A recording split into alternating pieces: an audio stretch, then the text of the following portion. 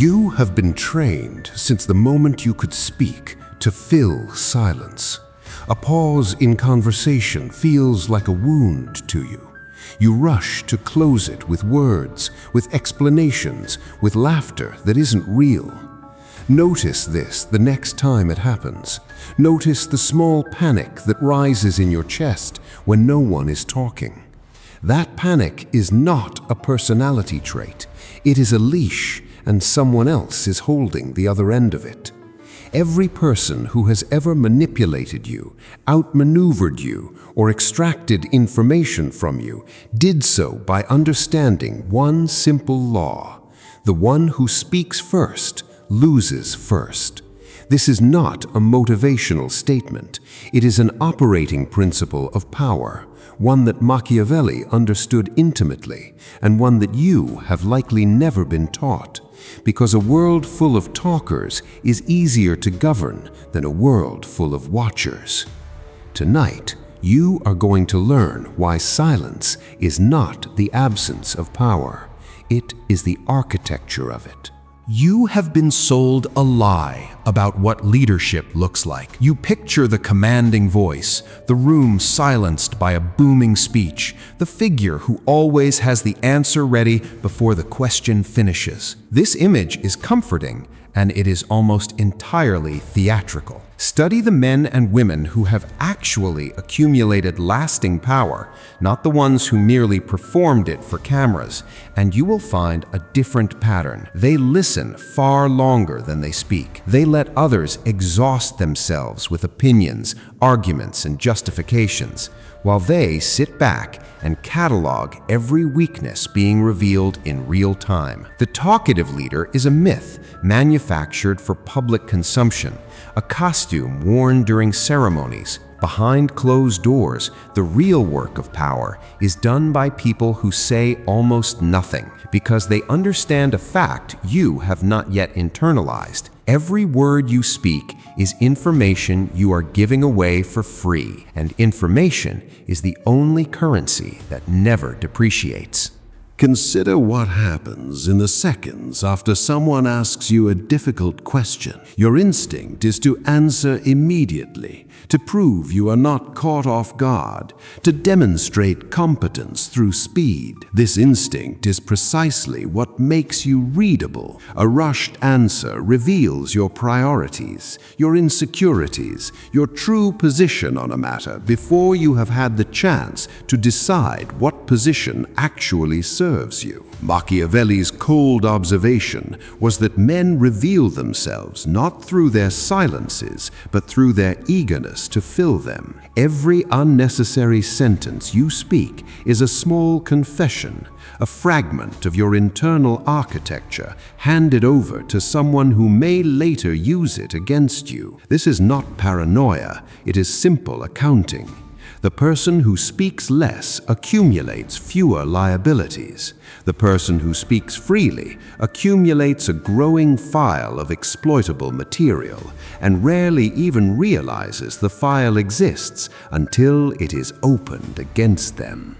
There is a particular discomfort that silence creates in other people, and understanding this discomfort is the beginning of understanding how to use it. When you refuse to speak, you create a vacuum, and human beings cannot tolerate a vacuum.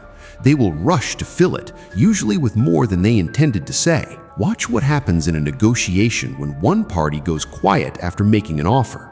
The other party, unable to bear the silence, begins negotiating against themselves, lowering their own position without a single word spoken against them. This is not a trick you perform on people. It is a law of human psychology that exists whether you exploit it or not, and the only choice you have is whether you remain ignorant of it or use it with full awareness. Silence does not need to attack, it only needs to wait, and the anxious mind of the other person will do the damage on its own. You assume that a quiet person has less to offer, that silence signals emptiness where noise signals substance. This assumption is manufactured, and it is manufactured deliberately by those who benefit from your talkativeness. A person who says little forces you to project meaning onto their stillness. You begin to imagine hidden depths, calculated intelligence, restraint born of superior understanding, even when none of it may be true. This is the same mechanism that makes an unreadable face more intimidating than an expressive one. Absence of information invites the mind to fill the gap, and the mind almost always fills it with something more impressive than the truth. Machiavelli understood that perceived depth is often more useful than actual depth because perception is what people act on, not reality. The silent figure in the room is rarely the emptiest one. He is simply the one who understands that mystery commands more respect than exposure ever will. Aggression requires resistance to sustain itself. An angry person, a manipulative person, a person attempting to provoke you into a reaction is feeding off the friction your response provides. When you deny them that friction, when you meet their heat with flat, unreactive silence, the aggression begins to collapse under its own weight. You have likely experienced the opposite of this and not recognized it. You have argued back, defended yourself, matched their volume, and walked away feeling drained while they walked away feeling victorious because the exchange itself was the reward they were seeking. Silence removes the reward. It does not concede the point. It simply refuses to participate in the performance the other person is demanding. This is one of the coldest and most effective tools available to you, and it requires nothing except the discipline to withstand a discomfort most people are never willing to sit inside. You have likely noticed the compulsion to explain your decisions, your absences, your choices, even when no one demanded an explanation. This compulsion is not honesty. It is a symptom of insecurity disguised as courtesy. Every explanation you offer is an invitation for negotiation, an opening for others to challenge your reasoning and attempt to alter your decision. Machiavelli's rule was simple and uncomfortable. The powerful do not explain, they inform, and only when necessary. An unexplained decision is final. An explained decision becomes a debate. Consider how differently a room reacts to someone who states a decision plainly versus someone who justifies it at length. The first commands acceptance.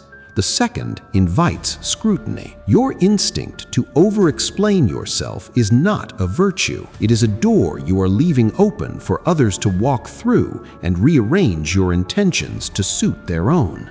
While you are speaking, you are not observing. This is the trade you make every time you fill a silence, and it is a trade almost always made in someone else's favor. The quiet person in a room is not passive. They are conducting surveillance, reading micro-expressions, noting inconsistencies, cataloging who defers to whom, who flinches at which words, who is lying, and who is merely uncomfortable. This information is unavailable to the person too busy talking to notice it. Machiavelli's court was full of men performing loyalty loudly, while the truly dangerous figures said little and watched everything. You cannot read a room while you are the one narrating it. Every minute you spend speaking is a minute of intelligence you are failing to gather, and in any environment where power is contested, the person with more accurate information almost always outlasts the person with the louder voice. It would be incomplete and dishonest to present silence only as a tool you wield. It is also a tool that has likely been used against you, and recognizing this is uncomfortable in a different way. Think of the moments someone withheld a response from you deliberately, letting you sit in uncertainty while they calculated their next move at your expense. Think of the cold shoulder, used not as boundary but as punishment, engineered to make you chase, explain, and eventually concede simply to end the discomfort. Silence used with hostile intent is not strength, it is manipulation wearing the costume of composure. The distinction matters because the goal here is not to become cruel or withholding for its own sake. The goal is to recognize when silence is being deployed against you as a weapon, so that you stop mistaking someone else's calculated coldness for depth and stop chasing people whose only power over you was your inability to tolerate their quiet. Understanding silence intellectually is not the same as living it. You will read this and agree with it, And then tomorrow you will find yourself over-explaining a decision to someone who never asked, defending yourself against an accusation no one actually made, filling a pause because the pause felt unbearable.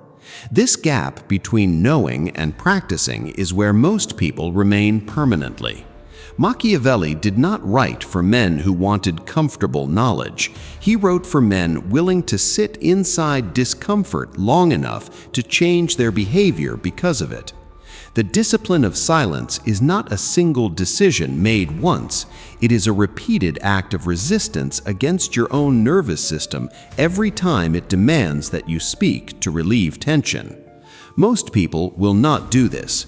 Most people will read a chapter like this, nod, and continue narrating their entire lives out loud to anyone willing to listen. You do not have to be most people, though this script offers you no encouragement toward becoming otherwise. That choice, like everything else here, is left entirely cold, entirely yours. Nothing in this script asks you to feel better about yourself. Silence is not peace. It is not enlightenment. It is a mechanism, cold and indifferent to your comfort, that shifts the balance of information and power toward whoever controls it with discipline. You will close this video and return to a world that rewards noise, that mistakes talking for confidence and confession for connection. You are under no obligation to correct that world. You are only obligated to understand it clearly and to decide, with full awareness of the cost, how much of yourself you continue to hand away with every unnecessary word. Machiavelli offered no comfort on this matter, and neither does this. The room that listens learns more than the room that speaks. Whether you choose to become the room that listens is not a question this script will answer for you.